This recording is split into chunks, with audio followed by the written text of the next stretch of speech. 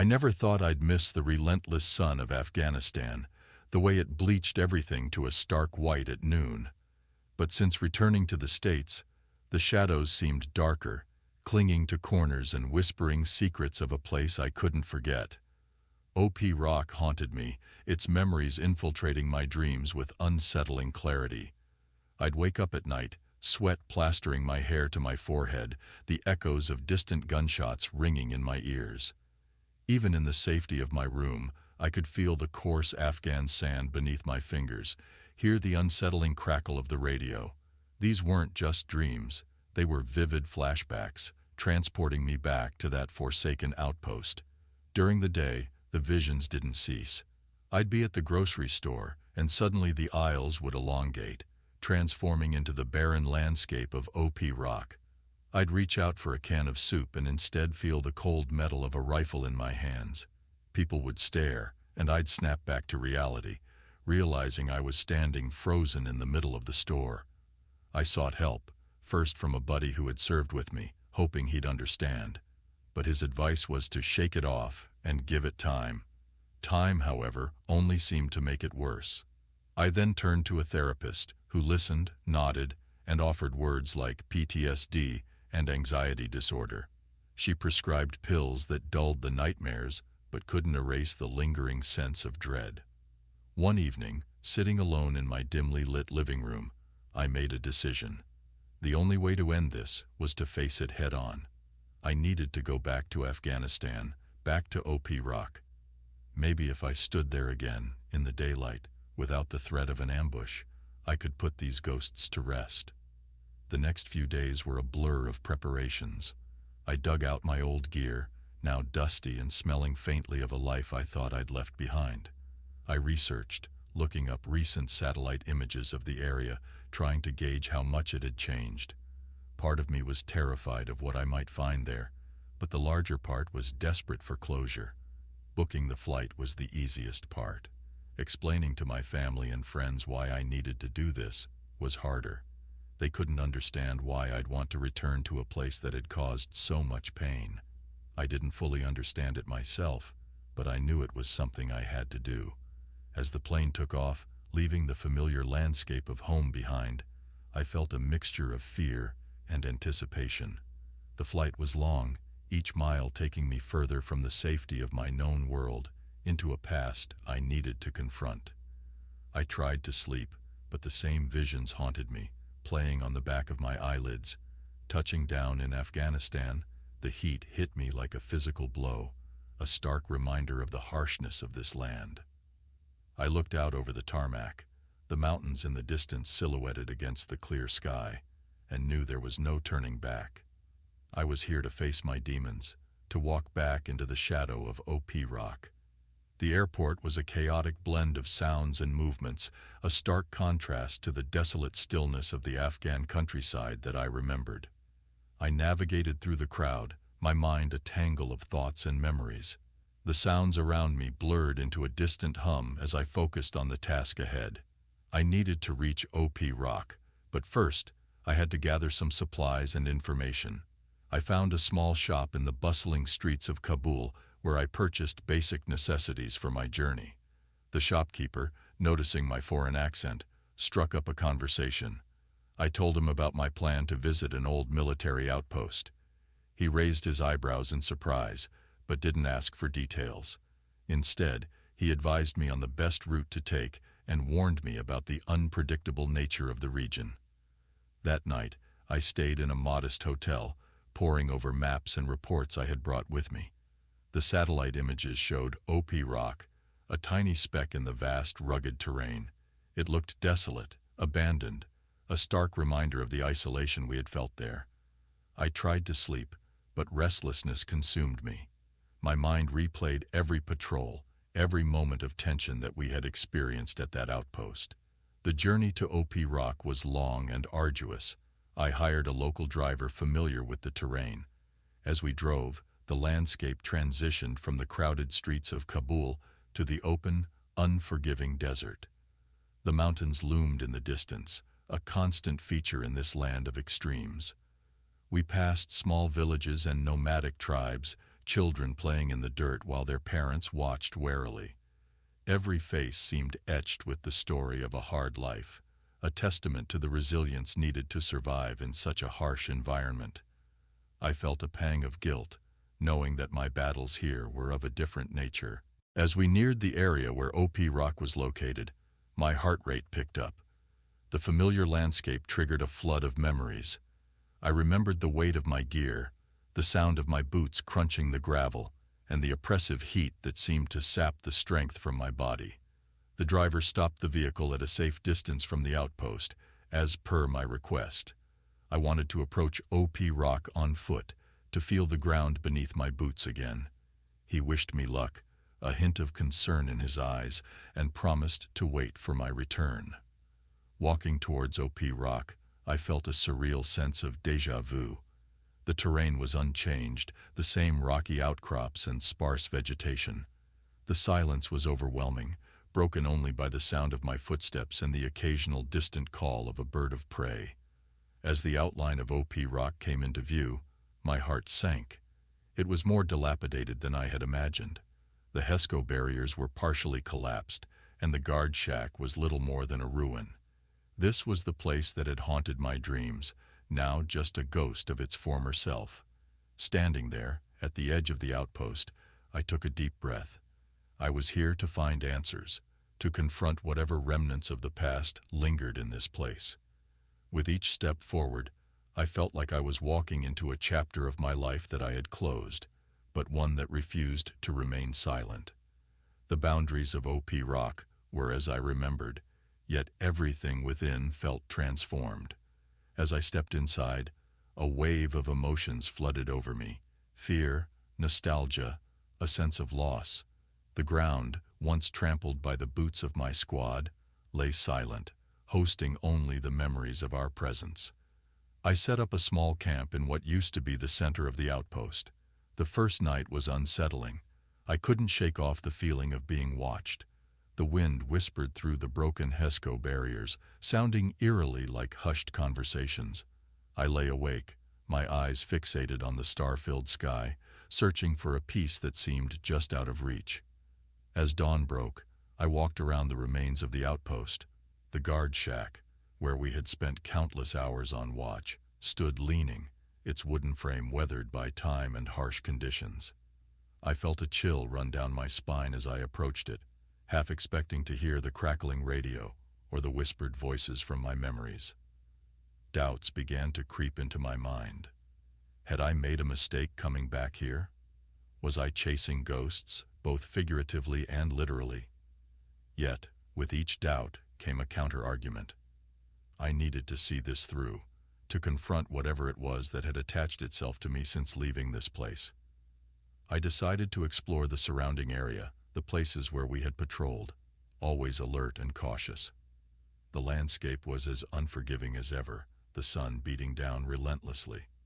I found the old trench we had dug, now partially filled in by sand and debris. A shiver went through me as I remembered the bones we had found there. By the second night, my unease had grown. The silence of the outpost was oppressive. The darkness seemed to press in from all sides. I kept my campfire burning, more for the company of light and sound than for warmth. Every small noise made me tense. Every shadow seemed to move.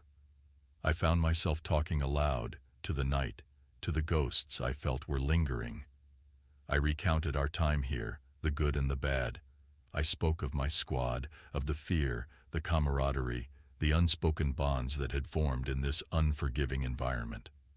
The third day, I ventured further out, to the vantage points we had used to observe the surrounding area. Climbing a small hill, I looked out over the landscape that had once been under our watchful gaze.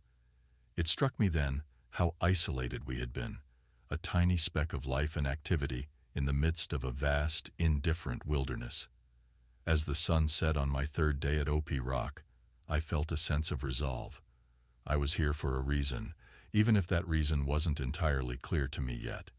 This place had marked me, and I couldn't leave until I understood why. The night was once again a blanket of darkness around me, but this time I felt a determination to face whatever it brought. The whispers, the shadows, the memories, they were all pieces of a puzzle I was here to solve. The fourth day at OP Rock began with a determination to delve deeper into the past. I started by carefully inspecting the gourd shack. Amidst the ruins, I found an old, rusted box partly buried under debris. My hands trembled as I pried it open, revealing a stack of weathered documents and a few faded photographs. They were remnants of the Russian occupation, a forgotten piece of history. I spent hours poring over the documents. They were military orders, letters, and reports, some stained with time, others illegible. Among them, I found a letter written by a Russian soldier, detailing his fear and confusion while stationed at this outpost. His words echoed my own experiences, a chilling reminder that this place had a long history of haunting those who occupied it. Later that day, I ventured into the nearby village, seeking to uncover more about OP Rock's past. The villagers were initially wary, but a shared pot of tea broke the ice. An elderly man, his face lined with age and eyes reflecting a lifetime of stories, spoke of the outpost's cursed reputation. He told tales of strange happenings, of soldiers driven mad, and of restless spirits said to roam the area. Returning to the outpost with a heavy heart, I couldn't help but feel the weight of all the lives lost here. The setting sun cast long shadows over the land, and in them, I could almost see the ghosts of soldiers past, both friend and foe. The fifth day, I dedicated to exploring the area where we had found the bones. The trench was as we had left it, untouched since our hasty reburial of the remains. I started to dig, carefully this time, uncovering more bones. Among them, I found a small, intricately carved amulet. It was old, possibly an artifact from the time of the Mujahideen or even earlier. That night, the atmosphere at OP Rock felt different, as if my discoveries had stirred something.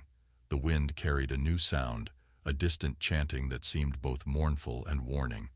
I sat by my campfire, the amulet in my hand, and pondered its significance. It felt like a key, a piece of a puzzle that was slowly coming together. On the sixth day, my exploration took me to the outer edges of the outpost. There, partially hidden by overgrown vegetation, I discovered what appeared to be an old burial site. The graves, marked by simple stones, were aligned meticulously. It struck me then that OP Rock wasn't just a military outpost. It was a place steeped in history, a site of many battles and much loss. As the sun dipped below the horizon, casting a golden glow over the land, I felt a sense of connection to all who had walked this ground. The soldiers, the villagers, even the unknown people who had left the amulet and graves behind. We were all part of OP Rock's story, a tale of conflict, survival, and mysteries beyond understanding. That night, I dreamt of battles, of soldiers from different eras fighting for this piece of land. In my dream, I saw the faces of my squad, the Russian soldier who had written the letter, and the unknown owner of the amulet. We were all bound by this place, our fates intertwined in ways I was just beginning to understand. The seventh day at OP Rock marked a shift in my experience. The supernatural occurrences I had so far encountered intensified, taking a more direct and menacing form. That night, as I lay in my tent, I heard footsteps outside. They circled around, deliberate and heavy. Gripping my flashlight, I unzipped the tent and shone the light into the darkness. There was no one there, yet the sound of footsteps continued, echoing in the empty space. Determined to protect myself, I set up makeshift alarms around the campsite, using string and cans. I also gathered sage from the surrounding area, remembering an old military buddy who had talked about its use in various cultures for cleansing and protection. That night, I burned the sage, the smoke swirling around in the gentle breeze, creating an almost ethereal barrier around my camp. As the sage burned, the atmosphere seemed to change. The air grew colder, and I felt a presence, as if someone, or something, was watching me from the shadows. I remembered the stories the old villager had told me, of spirits and curses, and wondered if I was in over my head. On the eighth day, I ventured deeper into the surrounding area, looking for any further clues. As I walked, I felt a sense of being followed. Turning around frequently, I could see nothing but felt an unmistakable presence. The feeling grew stronger as I approached a particular hill, one we had used as a lookout point during our deployment. Climbing the hill, I reached the top and looked out over the land. It was then that I heard a whisper, a voice carried on the wind. It was indistinct, a language I couldn't understand, but it filled me with a sense of unease. The whispering seemed to come from all around me, enveloping me in a chorus of voices from the past. As I stood there trying to decipher the whispers, a sudden gust of wind whipped around me, and for a moment I thought I saw figures in the swirling dust. Soldiers, their outlines blurred but unmistakably human. They were there and then gone, vanishing as quickly as they had appeared. I descended the hill with more questions than answers. That night, back at my camp, I reflected on what I had seen and heard. The pieces of the puzzle were slowly coming together, but the picture they were forming was one I still couldn't fully grasp. On the 9th day, I decided to revisit the trench where we had found the bones. As I dug, I uncovered more artifacts, old coins, a rusted knife, and a tattered journal. The journal was written in Russian, the entries dated back to the Soviet occupation. Flipping through its pages, I found mentions of strange occurrences, sightings of figures in the night, and a palpable sense of fear. That night, as I sat by the fire, reading the journal by its flickering light, I felt a connection to the Russian soldier who had penned these words. He too had experienced the unexplainable at OP Rock. His accounts mirrored my own, and I realized that these encounters spanned decades, affecting all who had spent time here. The 10th day brought a sense of urgency. I knew my time at OP Rock was limited, and I needed to find some answers before I left. I spent the day exploring every inch of the outpost, looking for any detail I might have missed. As the sun began to set, I felt a sense of anticipation, as if the outpost itself was waiting for something to happen. The 11th day at OP Rock began with an unexpected encounter. While exploring the outskirts of the outpost, I stumbled upon a local Afghan man, watching me from a distance. He was elderly, his face weathered by the sun and wind. His eyes held a depth of knowledge that immediately intrigued me. Approaching cautiously, I greeted him. He responded in broken English, introducing himself as Rahim. His family had lived in the nearby village for generations. He knew of OP Rock and its troubled past, and he had been watching my efforts to uncover its secrets. Rahim shared stories passed down through his family, tales of the land and its many battles. He spoke of a spiritual presence in the area, believed by his ancestors to be guardians of the land, disturbed by the continuous conflict. His words resonated with me, giving context to the whispers and apparitions I had encountered. Rahim offered to teach me a traditional ritual, one that his people believed could communicate with the spirits of the land. Desperate for answers, I accepted. He instructed me to gather specific herbs and stones from around the outpost, explaining their significance in the ritual. As night fell, Rahim guided me through the ritual. We arranged the stones in a specific pattern and lit a fire, adding the herbs. The air filled with an aromatic smoke, and Rahim began chanting in a low rhythmic tone. I followed his lead, feeling a connection to the land that I hadn't before.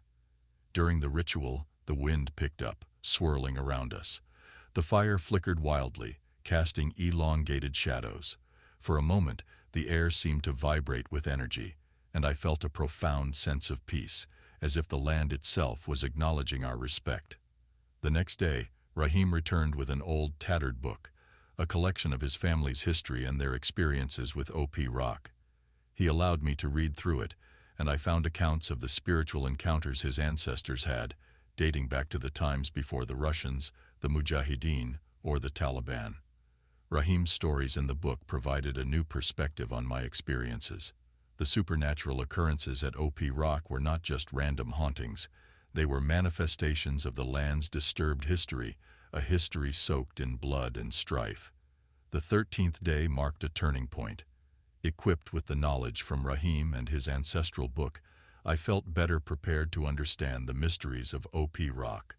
I spent the day reflecting on everything I had learned, trying to piece together the fragmented history of the land and its restless spirits. That night, I performed the ritual again, this time alone. As the fire burned and the smoke rose into the night sky, I felt a sense of connection with the countless souls who had walked this land before me. I whispered apologies and offers of peace, hoping to soothe the troubled spirits of OP Rock. As I sat there, enveloped in the smoke and the history of the land, I felt a shift in the atmosphere. The oppressive feeling that had hung over the outpost since my arrival seemed to lift slightly, as if my efforts were starting to make a difference. I knew I still had much to learn and understand, but for the first time since I had returned, I felt a glimmer of hope. The 14th day at OP Rock dawned with a sense of inevitability. I knew that the night to come would be crucial, a final confrontation with the past. I spent the day in quiet preparation, revisiting the sites of my most intense encounters and reflecting on everything Rahim had taught me. As the sun began to set, I felt a heightened sense of awareness. The air seemed charged with anticipation, and even the usual sounds of the desert felt muted, as if the land itself was holding its breath. I set up for the ritual once more, this time with a sense of purpose I hadn't felt before. The ritual began, as it had the previous nights, but soon it took on a different quality. The air around me grew colder, and the fire seemed to burn brighter. I continued chanting, focusing on my connection with the land and its history. It was then that the whispers started, louder and more coherent than before. The whispers coalesced into voices, each one distinct. I heard the Russian soldier from the letter, his voice tinged with fear and regret. I heard a Mujahideen fighter speaking of his love for the land. I heard an American soldier, his voice echoing my own thoughts and fears. Their voices swirled around me, a tapestry of the outpost's tragic history. Then the wind picked up, howling around the fire, and in its gusts, I saw them. Not just shadows or figures in the dust, but clear apparitions of the soldiers who had died at OP Rock. They were no longer just echoes of the past. They were there, as real as I was, their expressions filled with the same fear and confusion I had felt. I held my ground, continuing the ritual. I spoke to them, not with words, but with thoughts and feelings, conveying a message of peace and release. I apologized for the disturbance we had caused, for the cycle of violence that had trapped them here. As I spoke, the figures began to fade, one by one. Their expressions changed, softening, as if they were finding the peace that had eluded them in life. The Russian soldier gave a slight nod, the Mujahideen fighter a faint smile, and the American soldier a look of understanding. With each spirit that disappeared, the air grew lighter, the oppressive feeling that had haunted the outpost lifting. The wind died down, and the fire settled into a gentle glow. I felt an overwhelming sense of relief and release, as if a weight had been lifted from my shoulders. As the ritual came to an end, I sat in the quiet, feeling a profound sense of peace. The night was no longer threatening or oppressive. It was just a night, calm and serene. I knew that the spirits of OP Rock had found their peace, and in doing so, had given me mine. I slept soundly that night, for the first time since my return. My dreams were peaceful, free of the nightmares that had plagued me. When I awoke the next morning, I knew that my time at OP Rock was over. The curse was broken, the spirits at rest. I packed up my camp, taking one last look at the outpost. It no longer felt like a place of fear and death. It was just a place, a part of the land's long and complex history. As I walked away, I felt a sense of closure, not just for myself, but for all those who had been trapped by the horrors of OP Rock. On the 15th day, with the dawn casting a soft glow over the land, I took one last walk around OP Rock. The place felt transformed. Where once there was a palpable tension, now there was just stillness. a peaceful quiet that spoke of resolution and rest. As I wandered through the now silent grounds of the outpost, I reflected on everything that had transpired. I thought of my squad, the Russian soldier, the Mujahideen fighter, and all the others who had walked this land. Their stories, once lost to the echoes of conflict, had found a voice through me. It was a humbling realization. I stood at the guard shack, looking out over the horizon. The vast Afghan landscape stretched out before me, timeless and unchanged. I felt a deep connection to this land, not as a soldier, but as a witness to its history, its pain, and its eventual healing. Leaving OP Rock, I felt a sense of accomplishment. I had come seeking answers and peace, not just for myself, but for the souls that had lingered here. The journey had been more challenging and profound than I could have ever imagined. As I made my way back to where my driver was waiting, I looked back one last time. OP Rock, now just a speck in the vastness of the landscape, seemed to have receded into the background, no longer a place of haunting and mystery, but a chapter closed in the annals of time. The drive back to Kabul was contemplative. The landscapes that had once represented fear and uncertainty now appeared in a different light, rugged, resilient, and enduring. I realized that my perception of the land had changed. It was no longer an adversary, but a part of my own story, intertwined with my journey towards healing. Upon returning home, the nightmares and visions that had once haunted me were gone. In their place was a sense of peace, a feeling of having made peace with my past and those who shared it. I shared my experience with my family and friends, telling them about OP Rock, the spirits, and the ritual. While they couldn't fully grasp the depth of the experience, they saw the change in me. In the weeks that followed, I often thought about OP Rock. It had taught me about the fragility of life, the echoes of history, and the power of reconciliation. The outpost had been a place of conflict, but it had also been a place of resolution, not just for the spirits that had haunted it, but for me as well. Looking back, I realized that my journey to OP Rock was more than just a quest to understand the supernatural. It was a journey of self-discovery, of facing my fears and coming to terms with my past. It was a reminder that the scars of war aren't just physical, they're emotional and spiritual too. As time passed, the memories of OP Rock faded into the background of my life, but the lessons I learned there remained. They had become a part of me, guiding me towards a future where the past no longer held power over me. In finding peace for the spirits of OP Rock, I had found peace for myself.